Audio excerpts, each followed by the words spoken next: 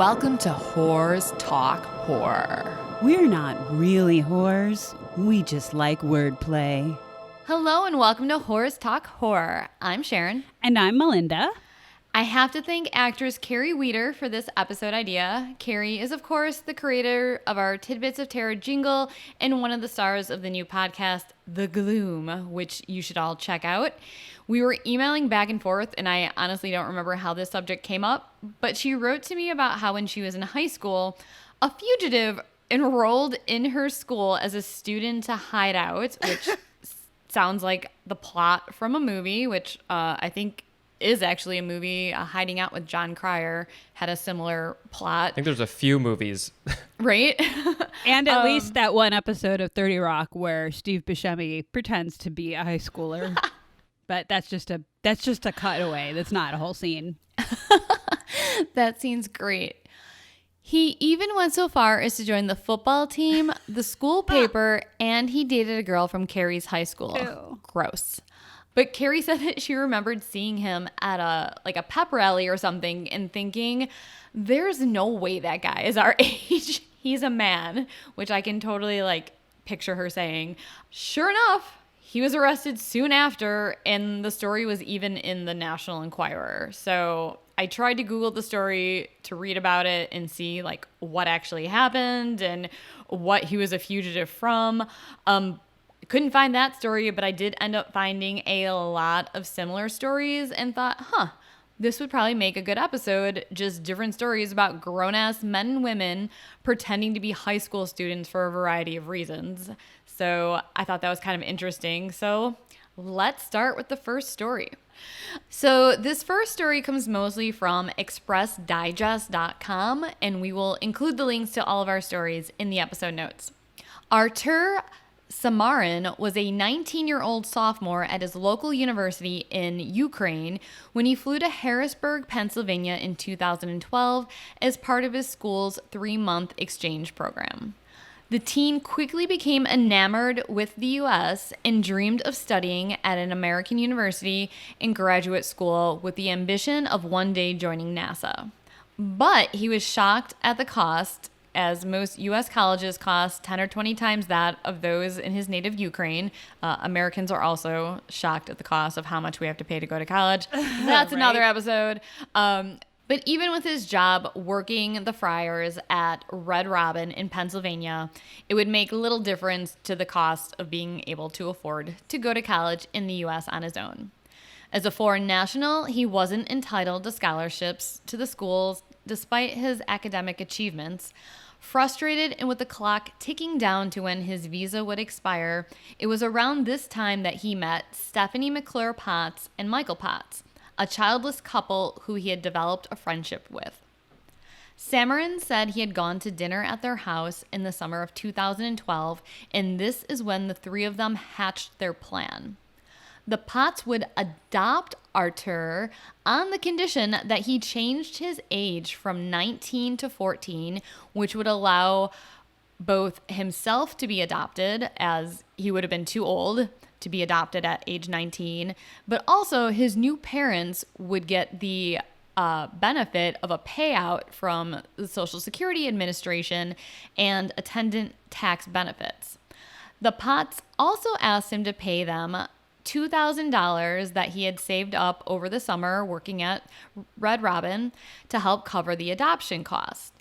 Desperate to stay in the U.S., Samarin agreed, and he became Asher Potts. I already have questions, but I'll wait, I guess. Hold all questions to the end, please. Incredibly, when he walked through the halls of Harrisburg High in September of that same year, no one batted an eyelid at the 19-year-old man with a thick Ukrainian accent.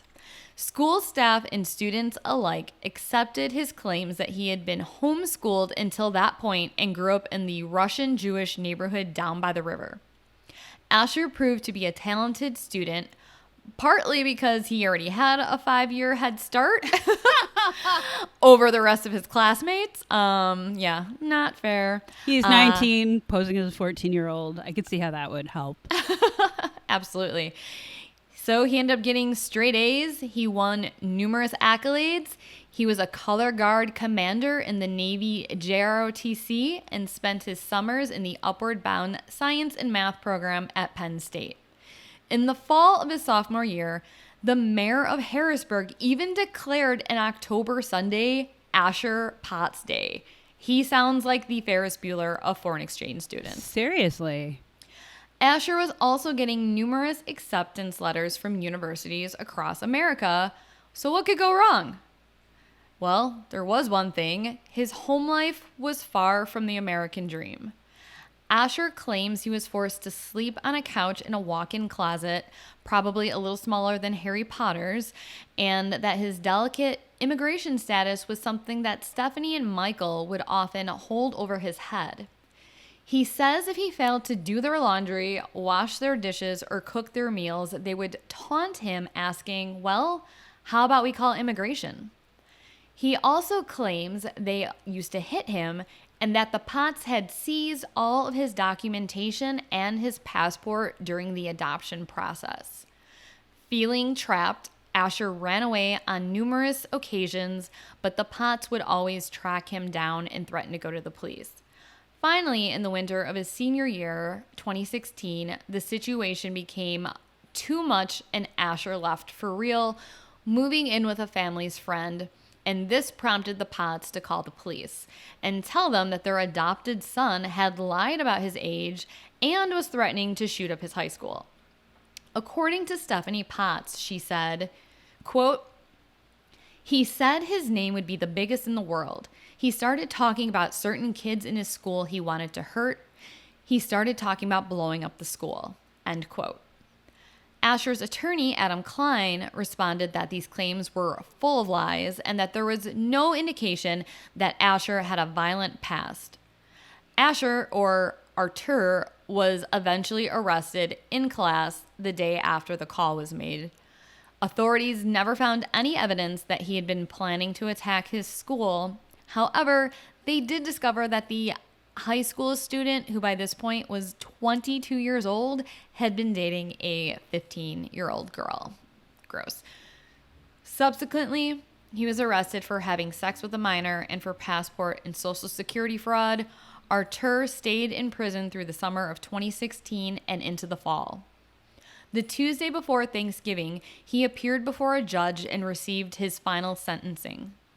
Artur said, quote, I made a huge mistake to pursue my American dream, end quote.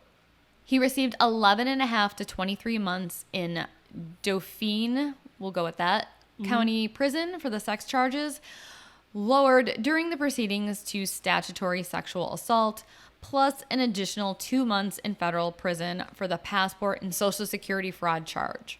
After 14 months in prison, he flew from JFK to Kiev, where he found his mother waiting for him.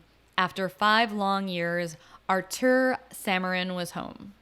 Meanwhile, the Potts were also sentenced for their part in the scheme, despite their claims that they had always believed that Artur, or Asher, was only 14 years old.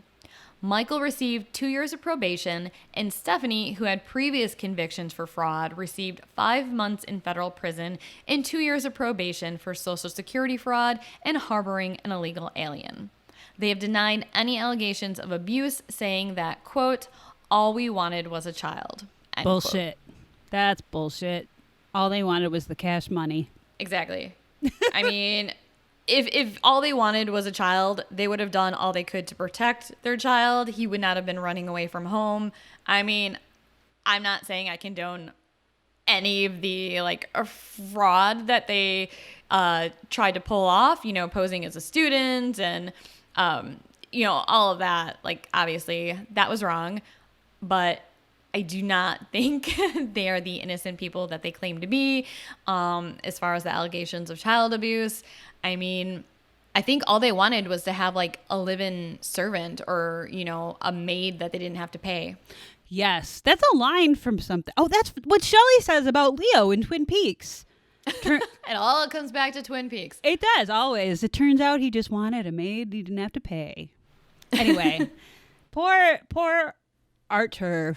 I feel bad for him. the most, actually. He just wanted to do good.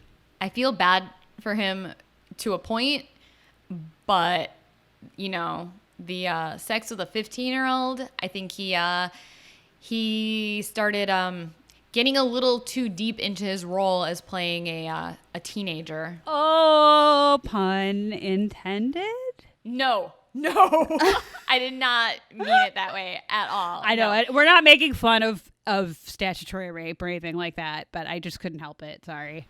No, but legit, like, I think he just got way too carried away and maybe sure. even forgot that he was an adult, if that's possible. Or I don't know, maybe he's just like a creepy pedophile, or I don't know.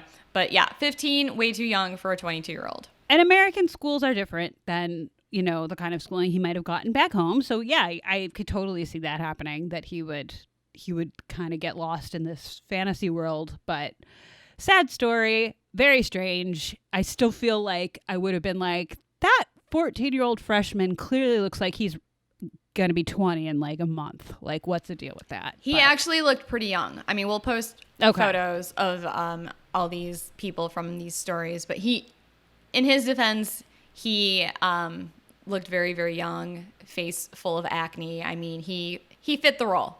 Okay, well, this next story comes from a Newsweek article. This story took place all the way back in 1998, which still doesn't seem that long ago, but it actually is. Oh, we're old. According to his friends, DeAndre D'Angelo was one of the coolest kids in their class. The 17-year-old basketball star and honor student, who was originally from Beverly Hills, California, transferred to Grant High School in Portland, Oregon, his senior year. He drove a snappy red Chevy Camaro. I have kind of always wanted one of those, I'm not going to lie.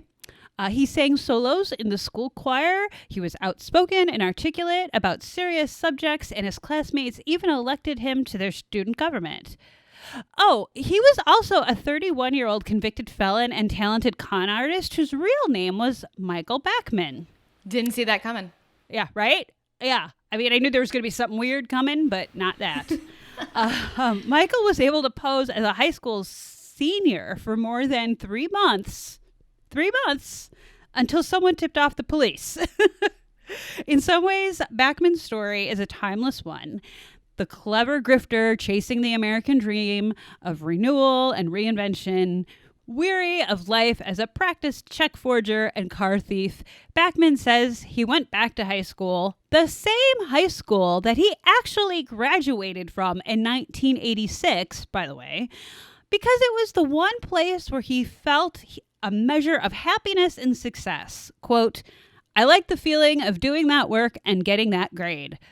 All I have to do is do it again. Unquote. Michael said from jail back in 1999. You know, we all wish we could go back to our youthful days, but we haven't mastered time travel yet, Michael. Sorry. Bachman has always been unsure of his identity. He is African American. His adoptive parents are white. The Bachmans were an idealistic working-class couple who chose to live in a racially mixed neighborhood in Portland so that Michael and his black adopted sister might feel more comfortable. When Michael was 9, his parents sent his little sister back to the foster care system and explained to him that she had emotional problems requiring an expert's care. A young Michael feared that he might be sent back too. At school, he says he always felt, quote, uncomfortable around black kids, but didn't really know why, unquote. Other kids would ask him, where are your parents? And growing weary of explaining his real situation, he lied and told them his true mother was Diana Ross, and a lot of them believed him. Sensing Michael's alienation, his parents tried to help by sending him to a high school for the performing arts. You know, what with his mom being Diana Ross and all. But Michael failed to fit in with the other black students. Quote, I didn't talk the same way. I didn't dress the same way. I didn't have the same interests. I was a laughingstock, unquote.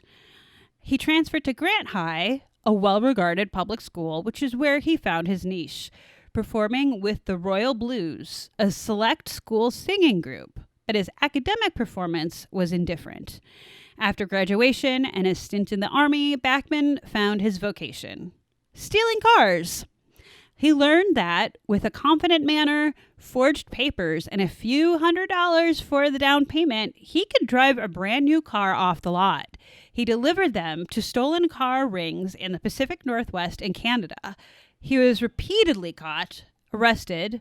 His parents actually turned him in the first time, and he was sent to jail.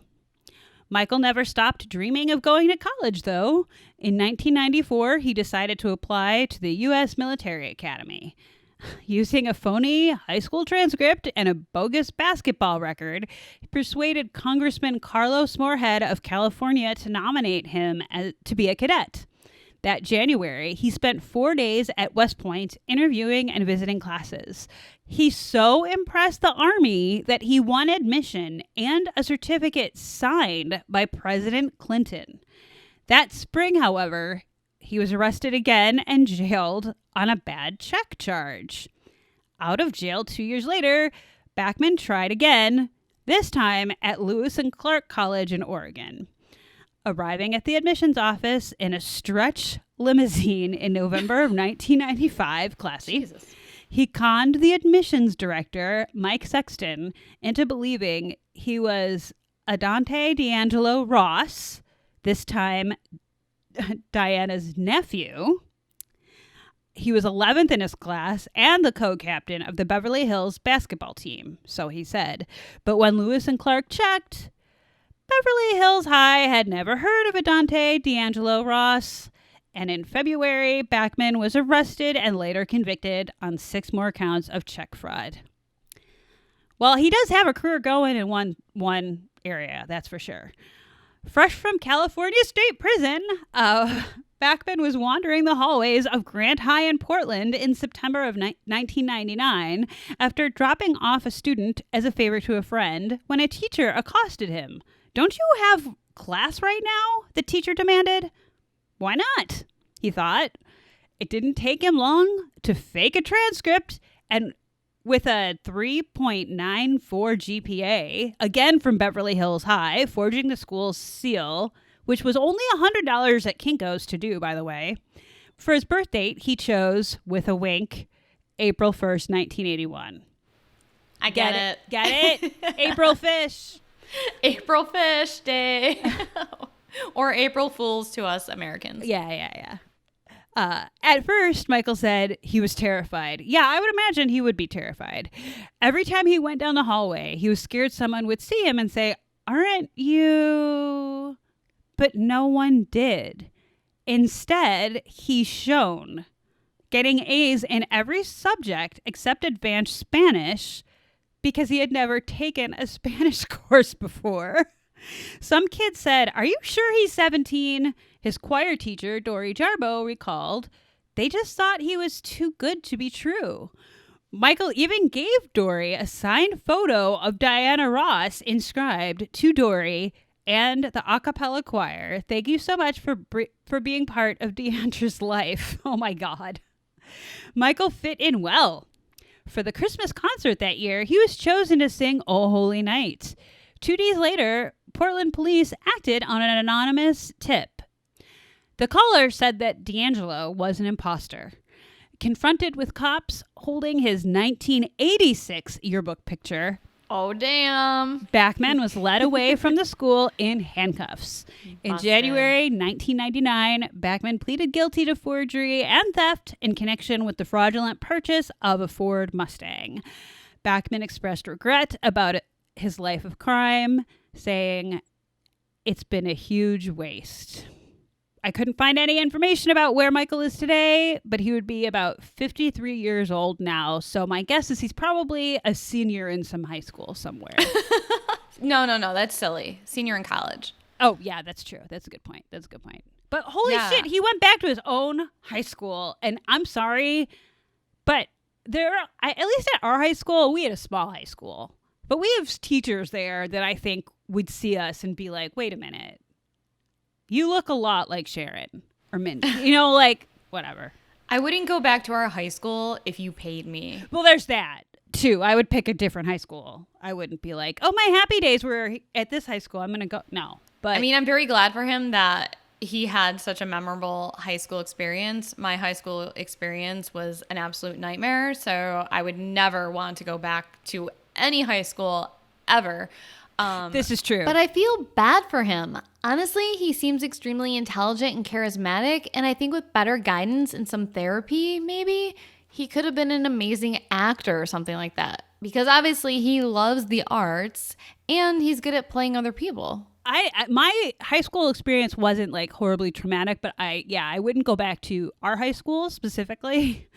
But I do feel kind of bad for him because a lot of people do say that they feel like they peaked in high school or college or whatever. And like that feeling right now, just thinking about it makes me very sad. So I do feel really bad for him. And yeah, just the wasted potential of both the guys that we just have talked about. Yeah. Is sad to me, but also mind-blowing that you would think that at that age you could go back to I'm going to go back to high school and relive my glory days even though I'm in my 30s and no one's going to notice. Like, how is that? Now I'm just editorializing. I don't know. We're going to switch gears just a little bit. This next story does not take place in a high school. This story comes from the HuffPost and also the Daily Mail. And it is by far the weirdest and also most tragic of the stories we are going to talk about today. Oh boy. And Sharon didn't have me read any of her stories, so I'm kind of scared. Here we go. Does your mom drive you crazy? Sometimes. Yes, I think that's a requirement to be a mother. You have to drive your kids crazy. Do you ever wish you had a better relationship with your mom?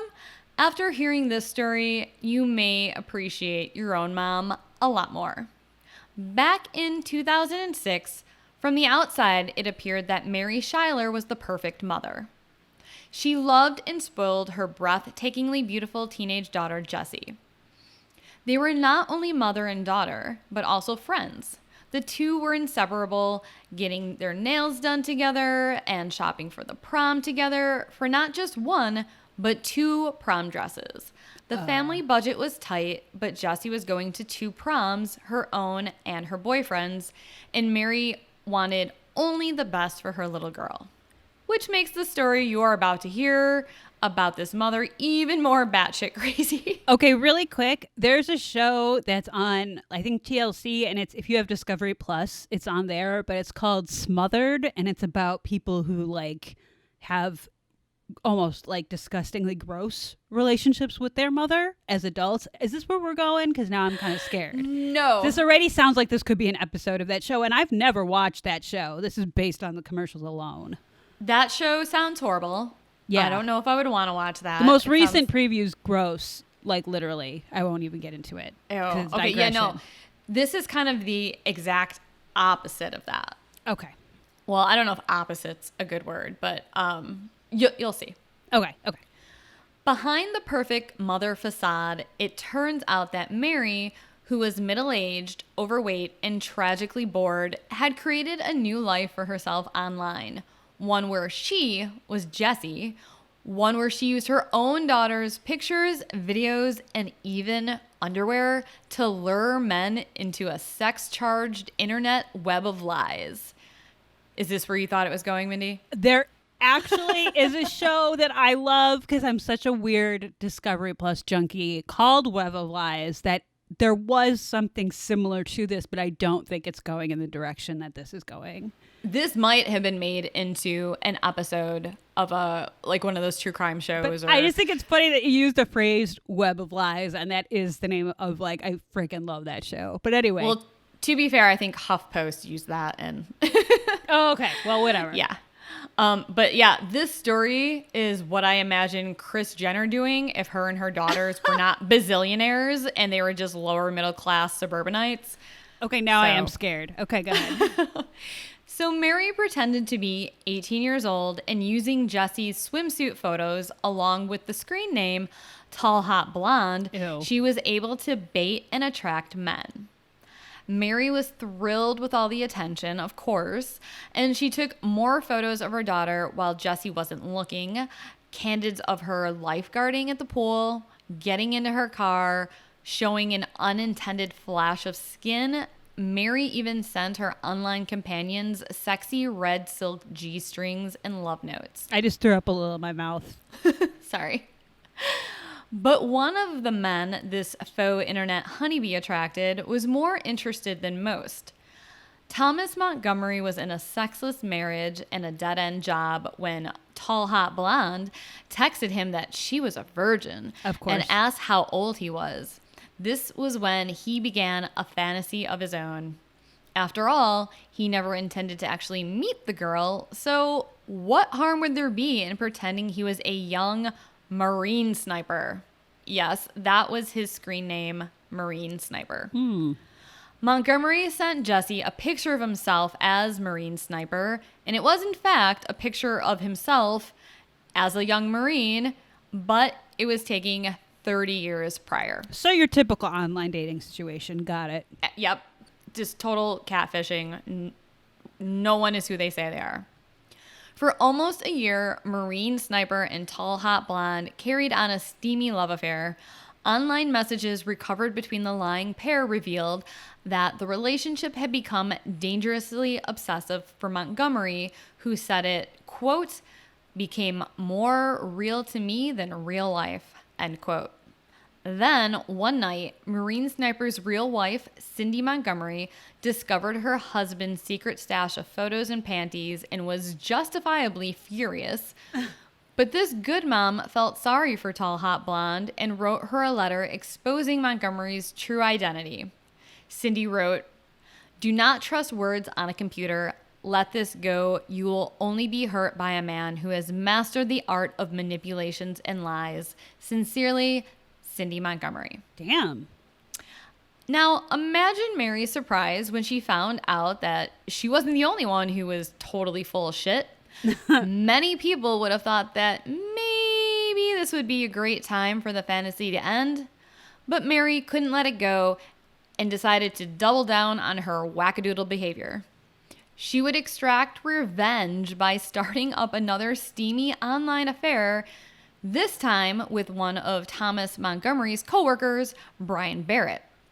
Brian was a handsome 22-year-old. Also, he was the only one in this sordid tale who was actually telling the truth. She flirted online with Barrett, who called himself Beefcake. Nice. On open forums for Montgomery to see. Beefcake. I was just going to say that. Is that Cartman? Yeah. Yep. With both men believing that she was the gorgeous young thing in her profile pictures, the pair engaged in a furious rivalry. "Brian will pay in blood," wrote Montgomery at one point to Jesse. As the messages he sent to Jesse became increasingly unhinged, Montgomery was embarrassed online by Barrett and Tall Hot Blonde as they posted his real age and picture onto the forums, making him out to be a pedophile. Burn. I know, right? Not the best idea, because a slow burn began building up inside of Montgomery that ended up escalating to full-fledged, uncontrollable rage when he overheard Brian telling coworkers that Tall Hot Blonde had chosen him, meaning Brian, to, quote, pop her cherry. Eventually, eventually Barrett decided to visit Jesse, even though Schuyler had warned him not to. Montgomery found out about this and became incensed, and on September 15th, 2006, he drove to meet Barrett as he left the place where the two men worked together and shot him 3 times with a sniper rifle, killing him. All because of a fantasy girl no one had ever met in person. Whoa. As the police responded to the murder, they quickly uncovered the internet love triangle, and when they couldn't find Montgomery, they rushed to Jesse. However, when police arrived at her door, they were presented with 45-year-old Mary Schuyler, telling her what had happened and how they desperately needed to speak to Jesse. Schuyler broke down in a wail of tears and confessed the whole elaborate deception of Montgomery and Barrett. Upon questioning her, they discovered that Jessie was in fact her daughter, and the pictures and underwear she had been sending belonged to her 18-year-old.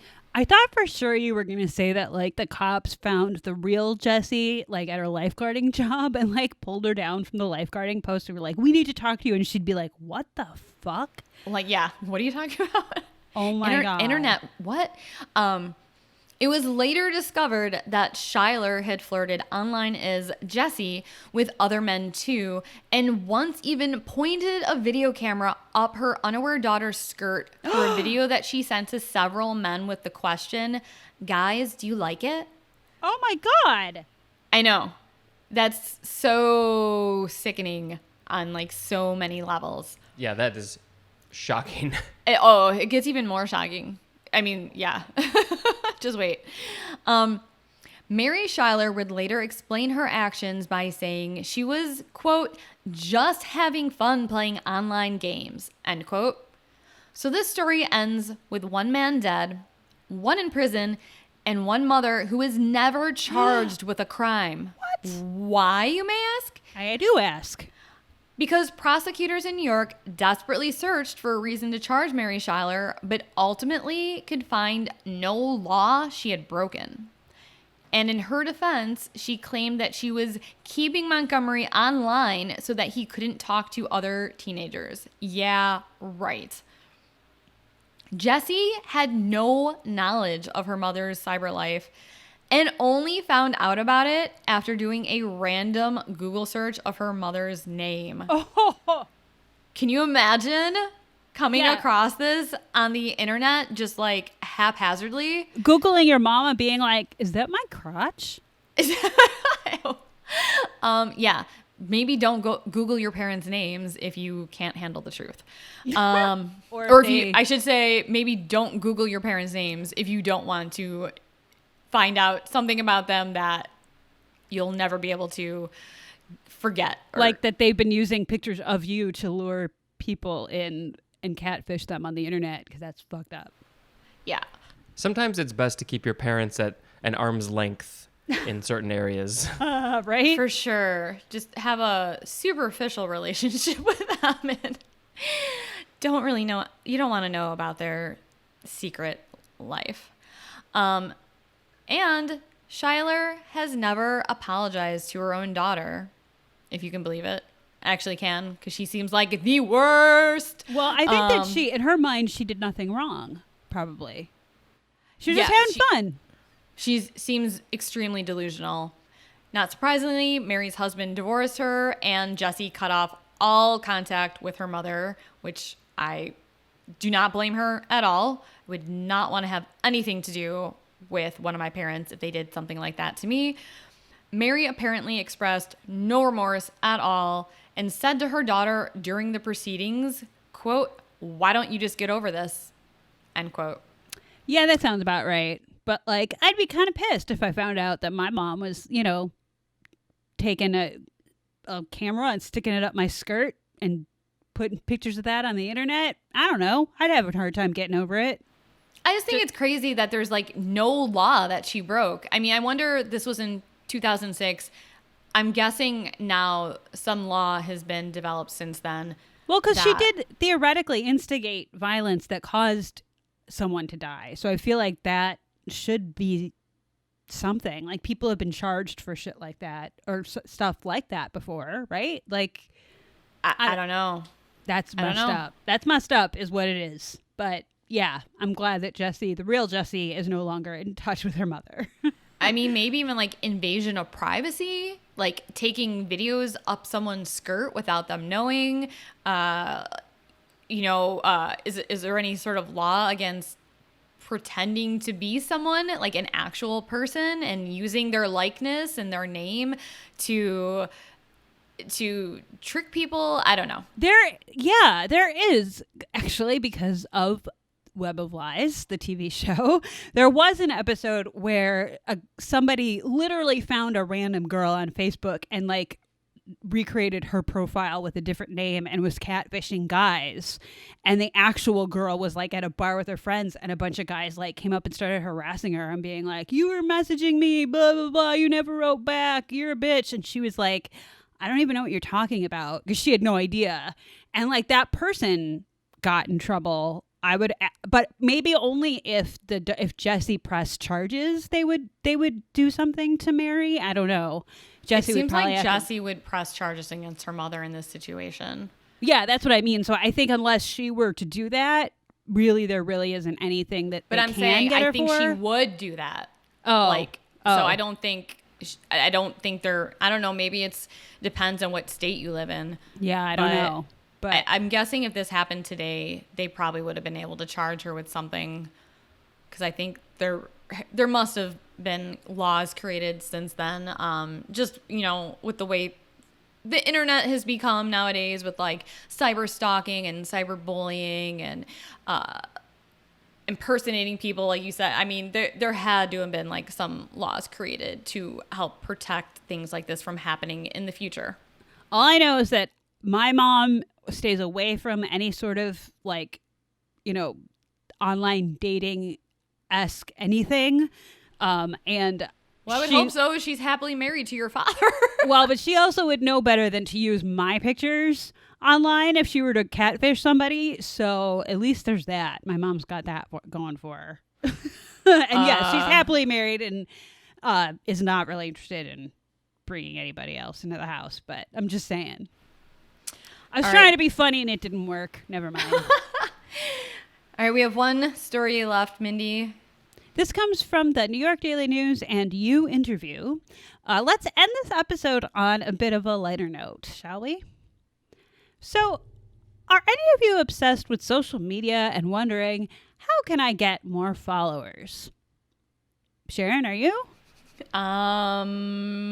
Maybe, but definitely not this desperate. Because, well, here is the story of what not to do.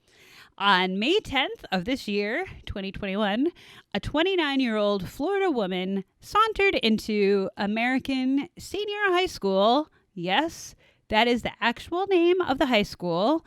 I would make a joke, but I feel like the name speaks for itself.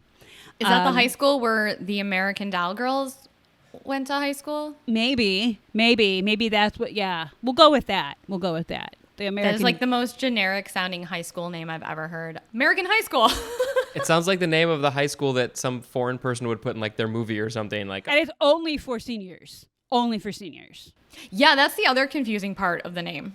It's only for seniors. American Senior High School. So you like go. It's weird in Florida. They have a lot of high schools, so it's like American Freshman High School, American Sophomore. So this is when you get to be a senior. I don't know. I'm making all of that up. But in any case, on May 10th, a 29-year-old Florida woman walked into the American Senior High School, just to be clear, carrying a backpack, a skateboard, and also had a painting with her, all of which were meant to help her blend in so she could hand out flyers with her Instagram handle. And I swear to God, that is what Steve Buscemi looked like in that clip on 30 Rock when he pretended to be a high schooler. He literally had a skateboard and like a hat on backwards and was like, "Hello, youths." Like, it was just funny. But wait, where was his painting? Because all teenagers walk around with a painting. No, I don't think he had a painting. That's a weird touch. I don't think I ever carried a painting with me in all 4 years of high school. Yeah, and like our friend Lauren, who literally is an artist now, was an art student in high school. I don't think I ever saw her carry art supplies, let alone a painting around. So whatever. But we're going to go with it.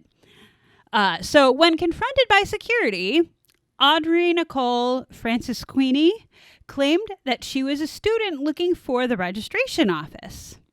But instead of going to the registration office, Francisquini allegedly continued wandering the halls with her flyers. When security notified the administration about a, quote, potential threat on campus, unquote, Francisquini fled. The threat was that her painting was terrible.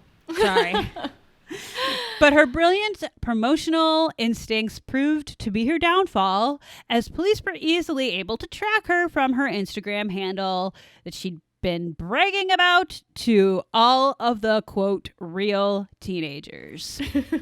When interviewed about the ordeal, one student said she was like, I think, recording some stuff in there, like some crazy stuff. And she said, like, the devil's mask and everything. It was crazy. It was very creepy. That was a quote direct quote from one of the students. Thank you, Ted Theodore Logan, for your eyewitness account. Obviously, American School is pumping out some American geniuses. This is all snark, by the way. Frances Sweeney was arrested that night at her North Miami Beach home and charged with felony trespassing, misdemeanor, interfering with a school, and resisting arrest without violence. Her last Instagram post before her arrest said, quote, I legit have I don't know how many cops outside my house right now. I'm not going outside at all. Unquote. Maybe don't put that on social media. Just a thought, because they already can see your account. Frances Sweeney. They're all sitting outside, like going through her Insta stories, like, oh, she's not coming out, guys. They all in like unison get a bleep notification because she just updated. Oh, she just posted. What'd she say? She's not leaving the house. Oh, fuck. We gotta go get her. Officer O'Conley just liked my post. He gets it. He gets me. He gets me. I feel seen. In all seriousness, though, Frances Sweeney reportedly offered to show the video on her phone to officers once in custody. She faces charges of burglary, interfering at an educational institution, and resisting an officer without violence. Her bail was set at $2,000. That's nothing. Yeah, to answer your original question, Mindy. Yeah. Am I wondering how to get more followers? No. I'm good. Yeah. If you want to follow us, follow us. If not, I'm cool. I'm not going to infiltrate a high school or a grade school or any other school. I want to see what the painting was of, though. That's the part that has me, like, I'm dying to know what that painting was of. It was a painting of a skateboard and a backpack. That's so funny. And what else did she have? Yeah, you know, A things painting of the painting. It was a painting of things that teenagers like skateboards. Hello, fellow youths. What are we all into today? I think we need to find that Steve Buscemi clip and maybe post it on our Instagram stories. I think we should. Oh, all right. Well, you know, people do some crazy ass shit for some crazy ass reason. I was going to say, well, that was a bunch of strange. That was awesome. That was just a bunch of strange, random stories of adults doing crazy ass shit. I still think it's funny that Carrie in high school looked at some dude and was like, all right, that's not a teenager. That's not a teenager. There's no way. Yeah. I still want to know that guy's real story. So if you know that story, or you have any other similar stories, you can always write to us at whorestalkhorror@gmail.com. Share with us anything you would like. If you have Infiltrated a high school. If you personally have ever infiltrated a high school, pretended to be a teenager or a child when you were clearly not, if you know, your mother ever pretended to be you and catfished people online using your identity, we want to know about it. Ew. And also, Ew. thank you all for listening to us. I forgot to say that. Or if you are Steve Buscemi, we would just love to talk to you anyway, so please do contact us. You can also send us any ghost stories, true crime stories, creepy stories, whatever you want us to read on our show, any recommendations of things to watch, anything you want to talk with us about. Please do subscribe to us, rate and review us. It does truly help us get more exposure on the various streaming platforms that are out there. If you are able to, please do join our Patreon, because you will then be able to get early access to episodes, see exclusive posts, and maybe even get some cool shit sent to you in the actual snail mail. Please be kind to each other. Be safe. Go easy on the whole catfishing shit out there on the internet. Obviously, it doesn't work out, as we've just explained to you all. It never works. Be safe out there. And as always, thanks for getting creepy with us.